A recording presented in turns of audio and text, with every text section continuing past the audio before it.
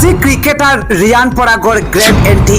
কিছু মুহূৰ্তৰ পাছতেই আৰম্ভ হ'ব ভাৰত আৰু শ্ৰীলংকাৰ মাজত দ্বিতীয়খন এদিনীয়া মেচ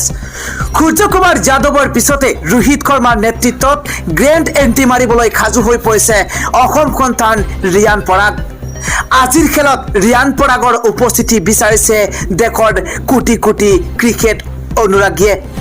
প্ৰথমখন এদিনীয়াত শ্ৰীলংকাৰ বিৰুদ্ধে টাই হোৱাৰ পাছতেই গম্ভীৰৰ সাৰপ্ৰাইজ পেকত ৰিয়ান পৰাগ ৱাশ্বিংটন সুন্দৰ নতুবা শিৱম ডুবেৰ স্থানত সুযোগ পোৱাৰ সম্ভাৱনা আছে ৰিয়ান পৰাগৰ ইতিমধ্যে BCCIৰ শেহতীয়া বৈঠকত ৰিয়ান পৰাগক দেশৰ T20 দলত নিয়মীয়া খেলুৱৈ হিচাপে অন্তৰ্ভুক্তিৰ চৰ্চা শ্ৰীলংকাৰ বিৰুদ্ধে শেহতীয়া T20ৰ শেষৰখন মেচত পৰিপক্ক বেটিং প্ৰতিভা দেখুৱাইছিল ৰিয়ান পৰাগে আৰু যাৰ বাবে এতিয়া এদিনীয়াত শ্ৰীলংকাৰ বিৰুদ্ধে টাই হোৱাৰ পিছত ৰিয়ানক বিচাৰি সামাজিক মাধ্যমত চৰ্চা আৰম্ভ কৰিছে দেশবাসীয়ে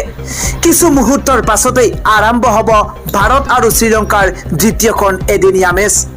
সূৰ্যকুমাৰ যাদৱৰ পাছতেই ৰোহিত শৰ্মাৰ নেতৃত্বত গ্ৰেণ্ড এণ্ট্ৰি মাৰিবলৈ সাজু হৈ পৰিছে ক্ৰিকেটাৰ ৰিয়ান পৰাগ আজিৰ খেলত ৰিয়ান পৰাগৰ উপস্থিতি বিচাৰিছে দেশৰ কোটি কোটি অনুৰাগীয়ে